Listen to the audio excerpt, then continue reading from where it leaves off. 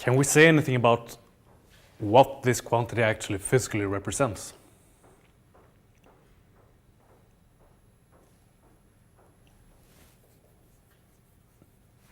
Speed? Right, the angular momentum.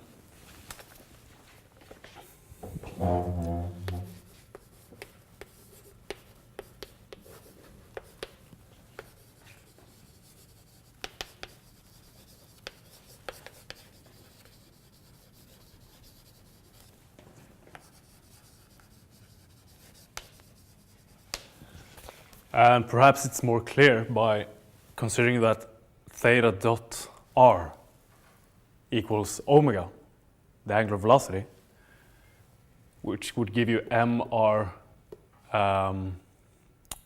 velocity, which is the angular momentum.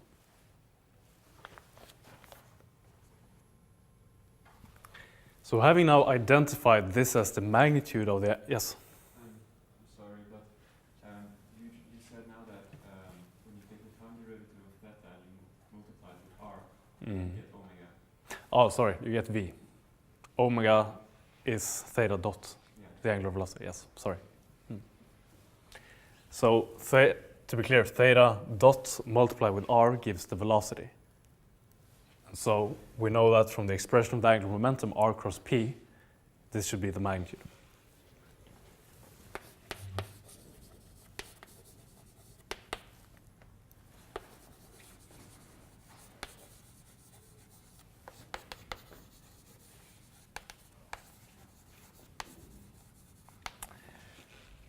Now, we have considered a quite general system so far. We just said that the forces are conservative without specifying what the potential V actually is.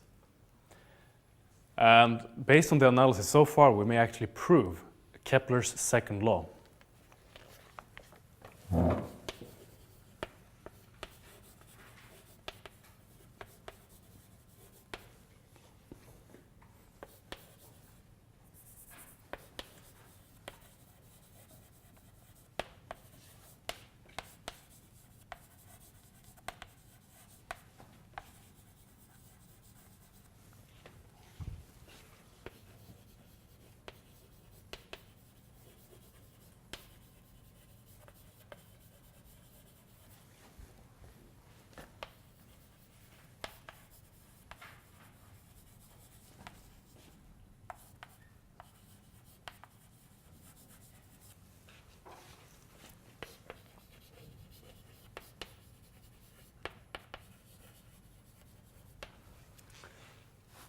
Originally, Kepler's second law was formulated in relation to planetary motion, and it states that the radius of the object will sweep over equally large areas over the course of equally large periods of time.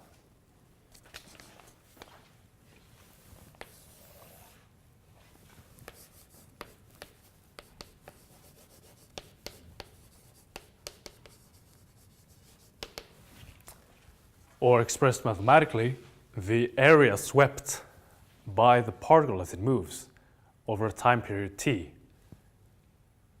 should be a constant.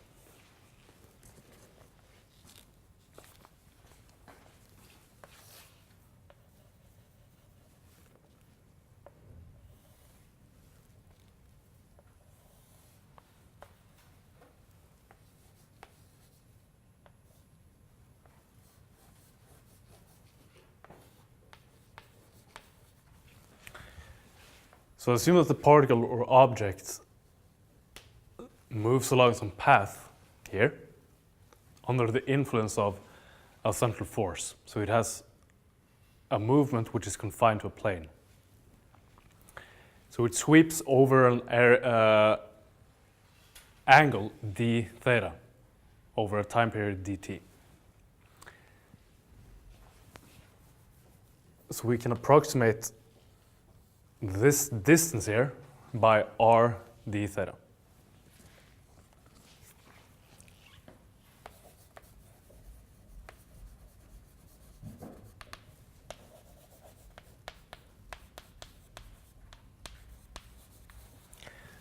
The area swept by the particle over this period of time, dt, is given like this.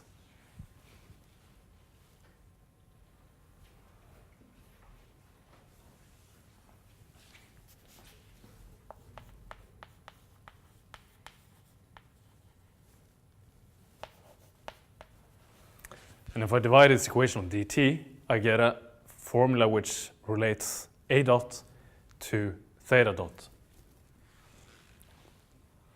Now we know that the magnitude of the angular momentum is conserved. So this is in fact a constant.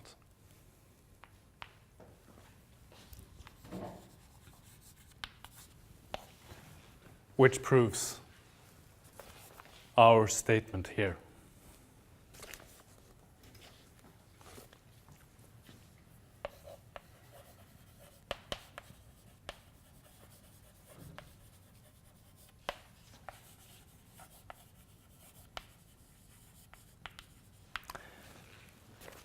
So this is valid for arbitrary central motion because we haven't specified in any way the mathematical form of the potential energy VOR.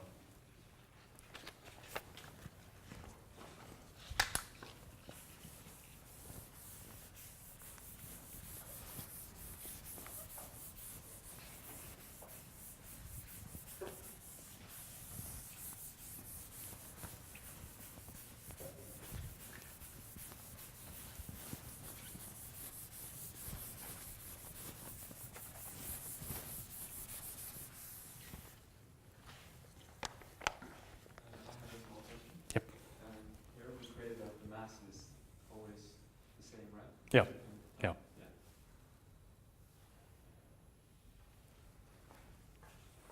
Right. So we assume that the mass is constant. Yeah.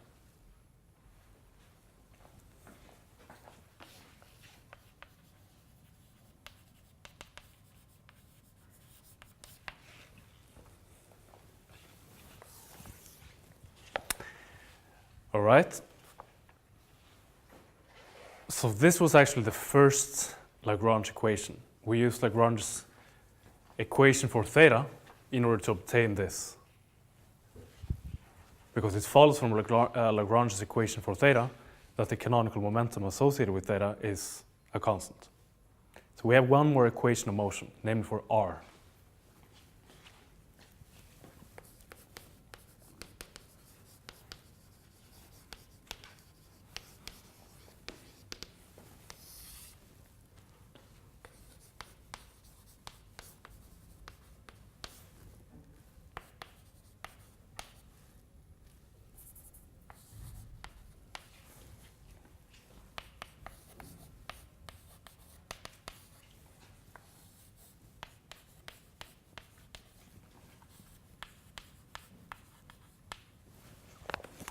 Which should be given like this.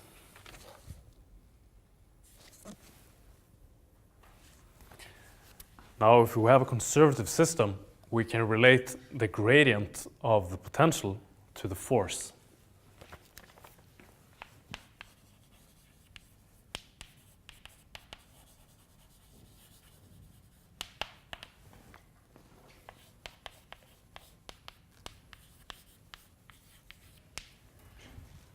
Like this.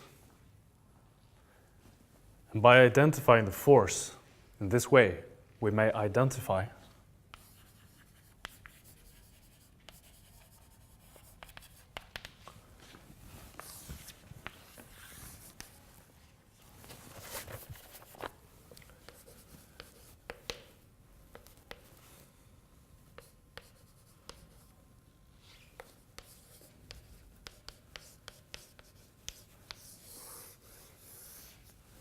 the following equation of motion for r.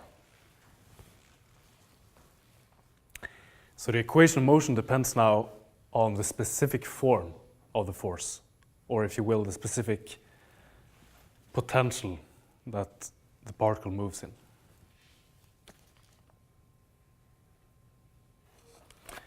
I can eliminate theta dot here by means of our conservation law over there.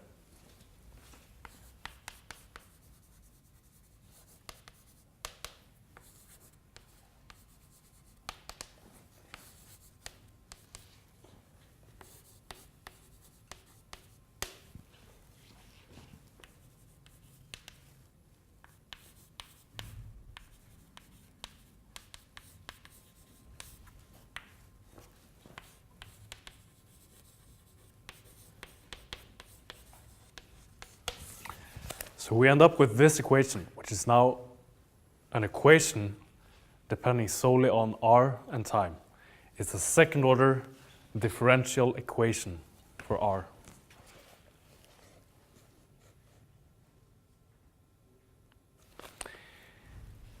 Now, we stated that we have a conservative system, and there's no explicit time dependence in Lagrangian, so we know that energy is conserved.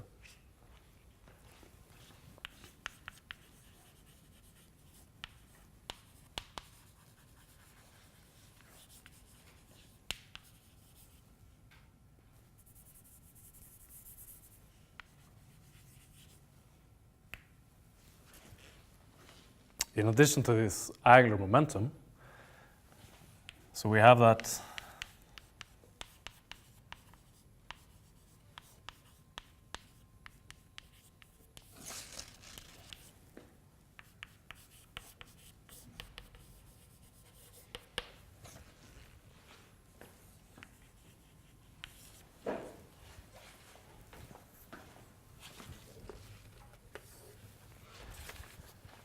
we now have the following two conservation laws, if you will, or conserved quantities. We have energy expressed like this, and we have angular momentum expressed there. Now, what I should mention is that you can actually obtain this equation by integrating this one.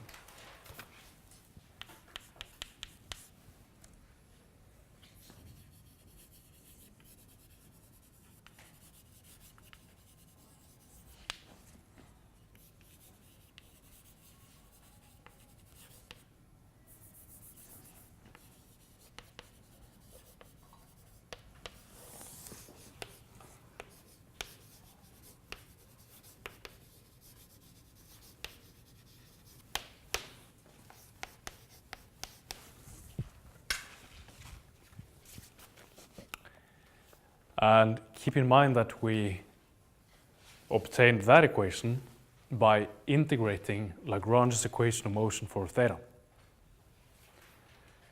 So we have identified two constant quantities, or integrational constants, L and E, by integrating Lagrange's equation for theta and R.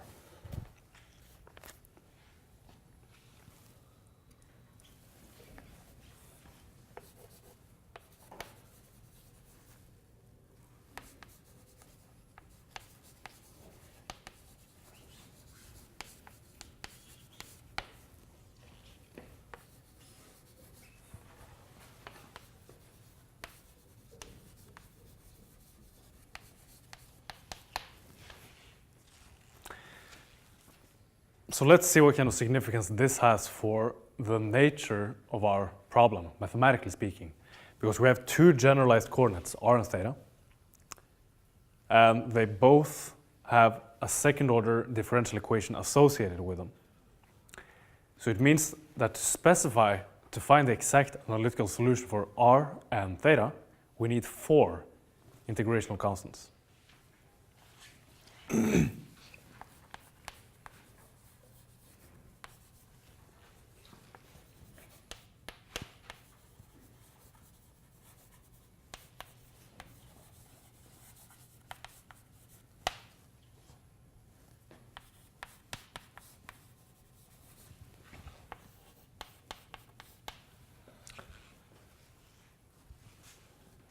This is just a manifestation of our previous statement that if you have n Lagrange equations, you need 2n initial conditions. So you have 2 Lagrange equations, so we need 4 initial conditions, or integration constants.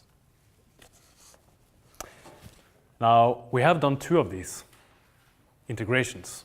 We integrated once over there to obtain L, and we integrated once. You can show that you can get this conserved quantity, which we have named E, by integrating this.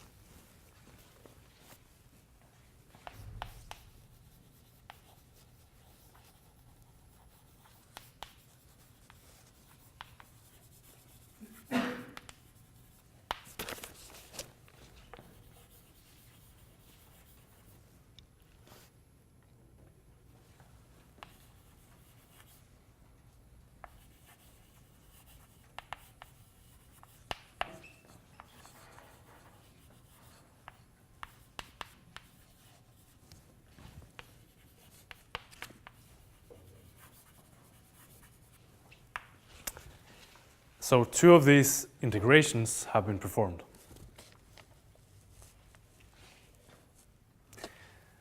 We should then be left with 2 first-order differential equations if we have done 1 integration for each Lagrange equation. So over there, we have 1 first-order differential equation. So we have theta dot here. And here, we also have a first-order differential equation.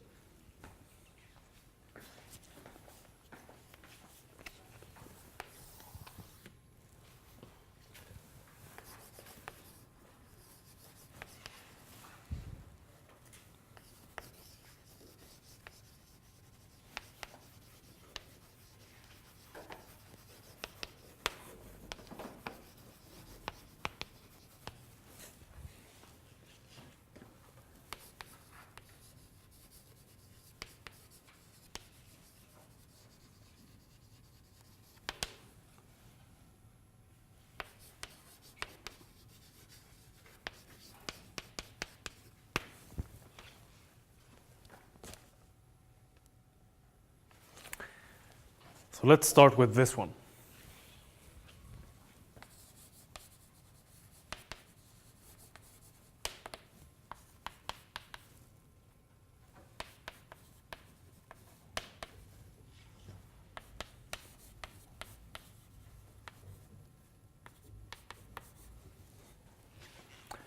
Which I can write like this by substituting theta dot with L and R.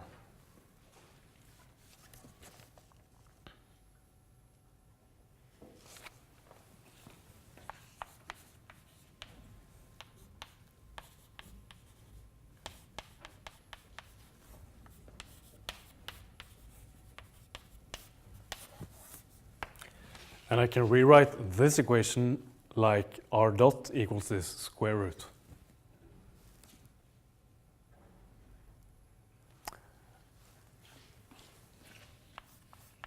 And finally, I can put it in a form suitable for integration.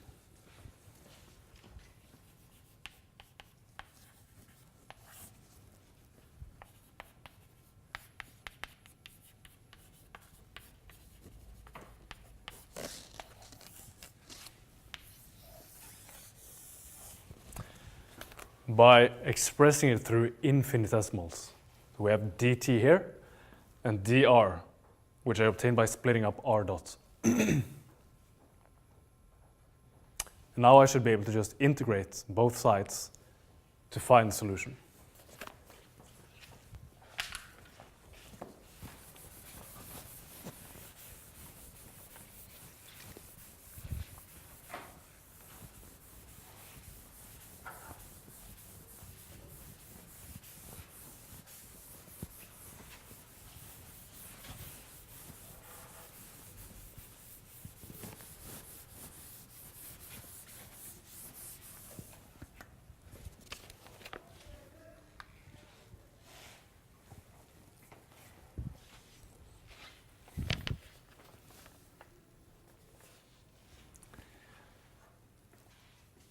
Is the procedure that we've used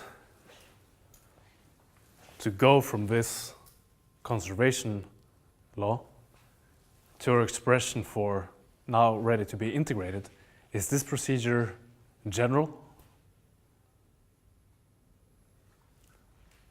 Or have we assumed anything in going from this equation to that equation?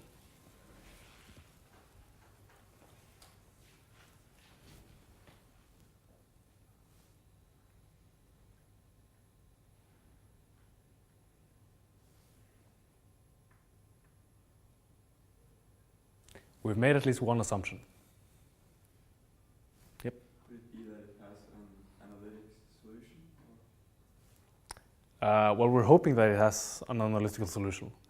Our strategy is to try to integrate the expression to the far right side to obtain this analytical solution. So we assume that there's an analytical solution. But the point is that, or the question is, have we made any assumptions or approximations or anything in the steps, mathematical steps, when going from this equation to that equation? Yep. Yeah, Exactly. I've made an assumption here, because the general solution here should be plus minus. Minus the root is also a solution. So in this case, I assume that r is changing with time in a way that it's increasing. But I could just as well have a radius which is decreasing with time. It depends on the orbit, or the orbit that the object follows. So can I just choose plus and discard one solution? No. In general, I can't. However, there is one way I can justify my choice of the sign in front of the root.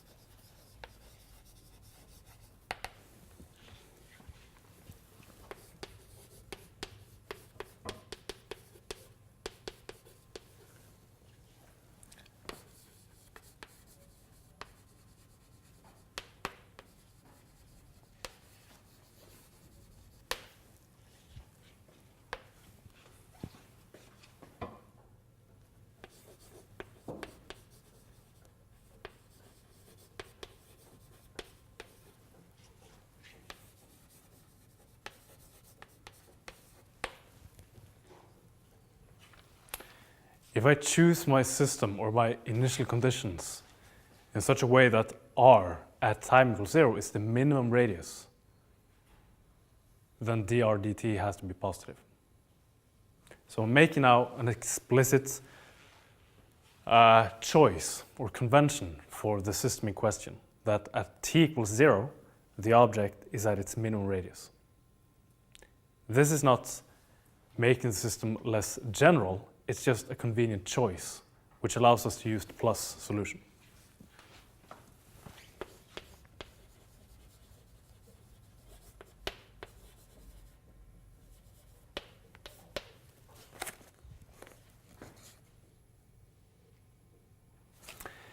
So I can now integrate the equation over there.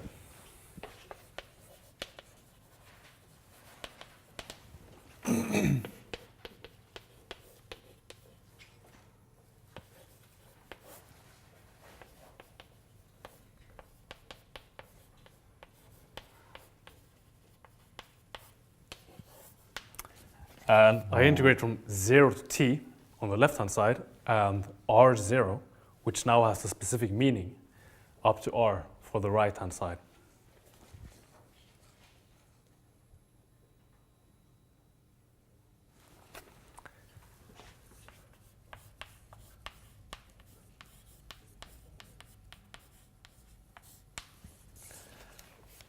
And to solve this integral, we would have to specify what v actually is. What is the mathematical form of v? So all we can say at this stage is that t has to be a function of r, the position of the particle, and also these three constants, these three integrational constants, L, E, and now this R0.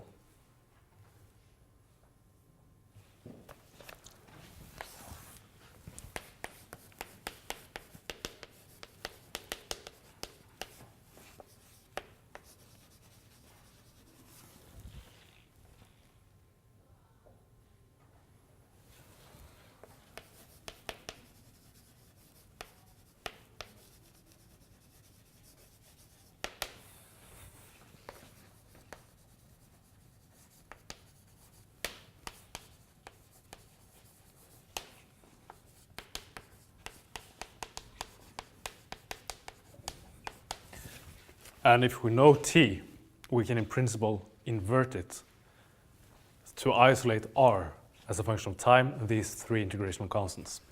And if we know r, we know exactly how the particle moves. Yep. If you want to keep these potentials completely general, how can you know that there exists a minimum radius? Maybe the potential could be so steep that no matter what, the particle will fall to the origin? I see what you mean.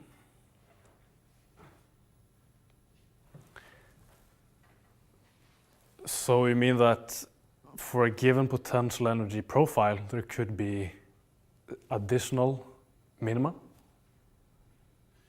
No, I mean that.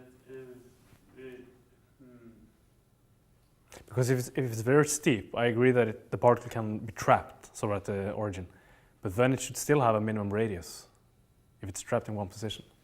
Yeah, then yeah, okay. Right? But I agree. Okay, so we exclude here. We assume that there exists a minimum radius, but there should exist a minimum radius for the potential energy. I can't imagine, at least now, any straightforward situation where it wouldn't have. Yeah. Yep. Isn't it kind of strange to have negative radius anyway? Yeah, negative radius would be strange, but you can still have a negative change in radius. Note that it's r dot, which is equal to the square root. So r cannot be negative, but r, the time derivative of r, the change in radius can be negative, depending on the orbit. Okay, but we were talking about a minimum r. Mm. Won't 0 always be the... I mean, you can never get an r that's smaller than 0. I agree. So, I didn't quite get the problem we were discussing about the r and the minimum. Oh, I think your point was that you could have, yeah.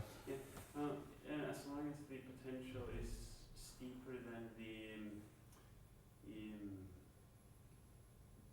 angular momentum barrier, Mm. the angular momentum will never be sufficient to repel the particle from the origin, Mm. and then the particle will always fall to r equals 0 and stay there. But r equals 0 cannot be a minimum radius because the potential will be negative infinity at the origin. So the particle can leave the origin. Right, so you're discussing this angular momentum barrier. This is something we're getting to, that you have, in fact, if you have this angular momentum, what happens as you approach the origo, or the 0 radius, is that you have actually a barrier which prevents you from going exactly to 0. Due to centrifugal force, in fact. We'll have a more a detailed look at this in just a while. Yeah. Yeah, wouldn't that kind of to say that at t equals 0 you start at the minimum radius, wouldn't that automatically exclude this mold from working if the potential is allowed to pull it too much? Because then you can't have the potential pull it to a smaller radius after time t equals 0. Of course. That's supposed to be true. Yeah, yeah. That excludes that scenario. Right. But we're basically stating that, okay, so at time 0, that is the time when the particle is positioned in this minimum radius. And if the situation which you describes is the case, if the potential is such that the particle has to be trapped at a local radius, then the solution that we should find here is in fact this solution, that the radius is constant. It's trapped in this position. So by assuming this, we're not sort of excluding that scenario. It just means that the solution has to be such that the radius is constant. We're already trapped, basically.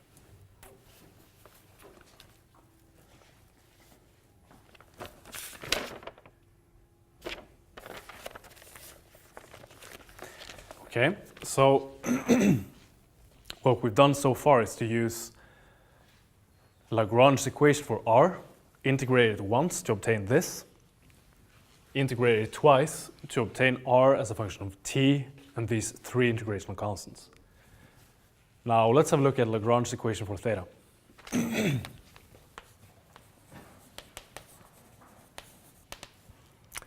Which has been integrated once.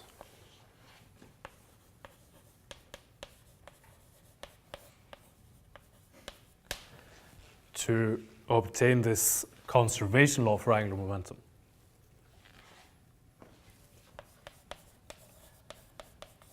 Let me now integrate once more.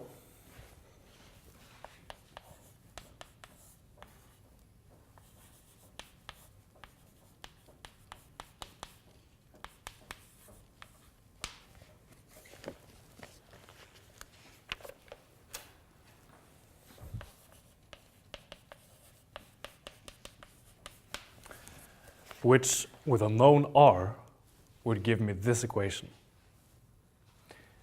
So you see now that whereas r depends on the three integration constants L, E, and R0, to obtain theta, you would need one more integration constant, namely the angle at t equals 0. And this is our fourth integration constant.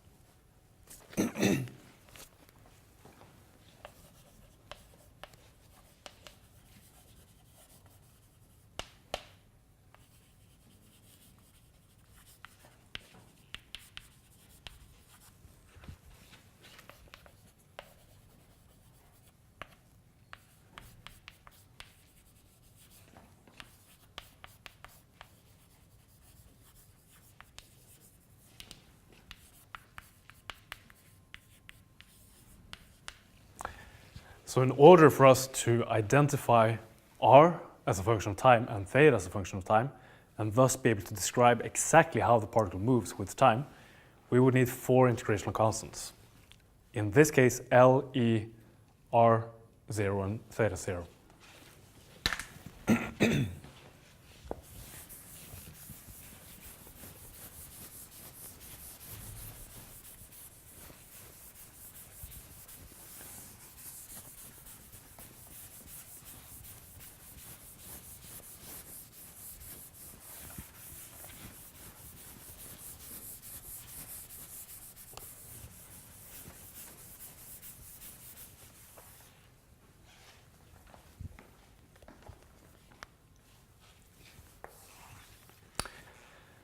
What I would like to point out here is that this is not the only path we could have chosen to solve the problem. Oh, sorry. Yeah. Could we have chosen the negative solution and then started with maximum, or Yeah, in principle that should also work. so we could use that approach if we have if we have difficult potentials, which cannot be solved by the assumption we took. I'm not sure it's related to the difficulty of the potential necessarily, but it could depend on what is known. So say for instance that you know the maximum distance, but not the minimum. In that case, the method you suggest would make more sense, right? Because we know one of the integrational constants. Yeah. So precisely to say this is not the only path we could have chosen to solve the problem. We could have used different integration constants. Another way would have been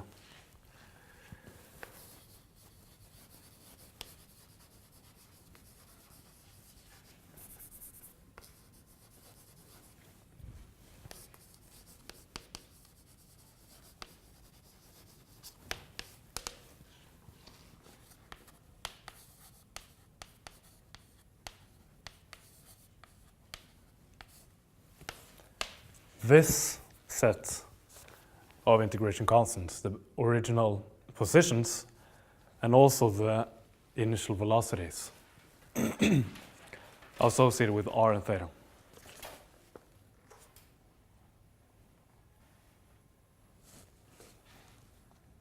So there are several ways you can do this, but this is one practical way, where you use that the energy and the angular momentum is conserved.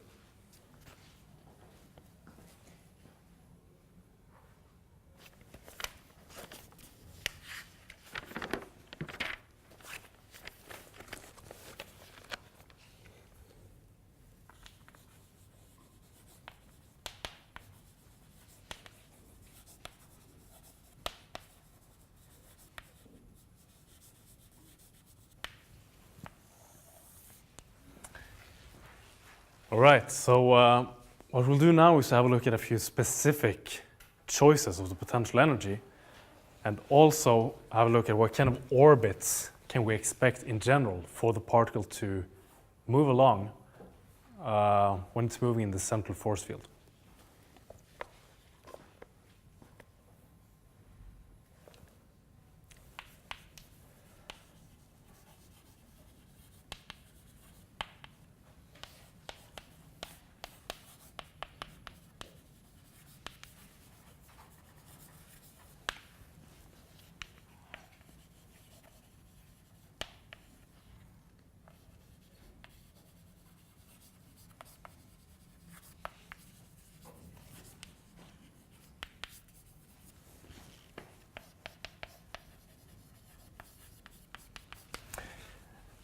depending on the form of V of r, how complicated it is,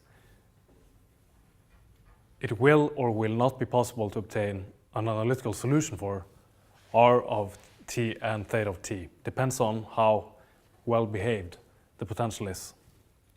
You can always proceed numerically, but if you want a closed analytical form, we will be depending on reasonably simple forms for the potential. But even if V of r is too complicated to provide us with an analytical solution, we can still obtain some physical insight into how the particle will behave.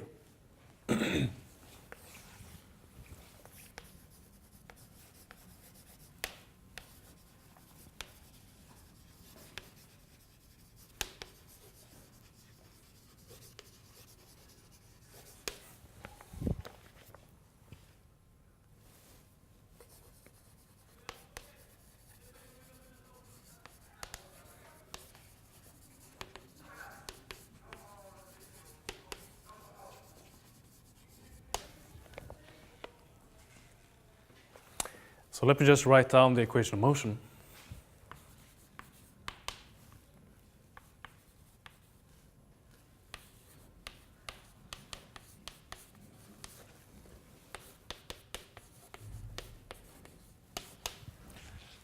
And in this form, we haven't made any assumption yet about the potential energy. It's just a general V.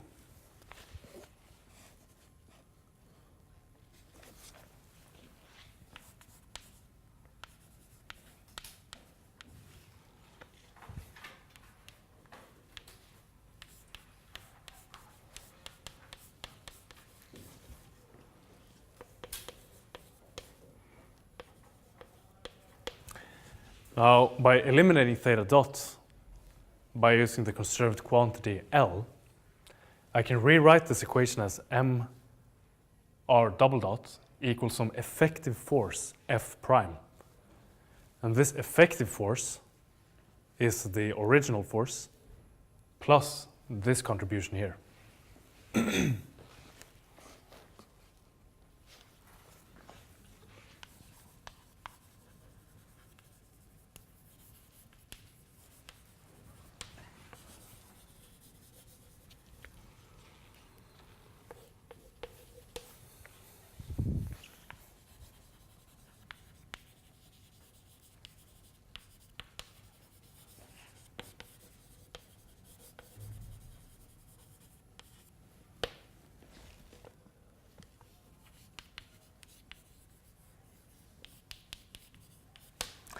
So what we have at hand here is a one-dimensional problem. This is fully one-dimensional. It depends only on r. And it's an effective problem where our mass moves in one dimension under an influence of an effective force F prime.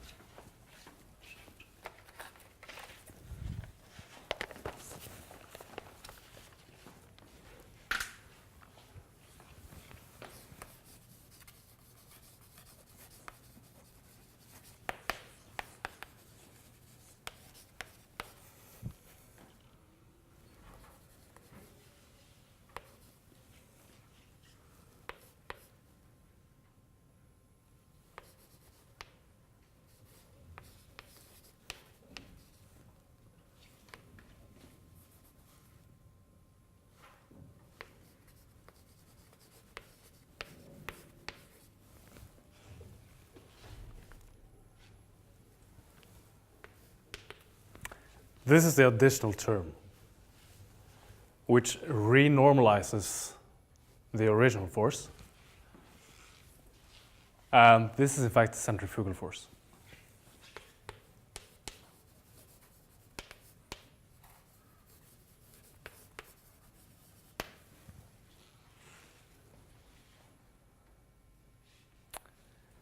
And we can see this from the direction of it.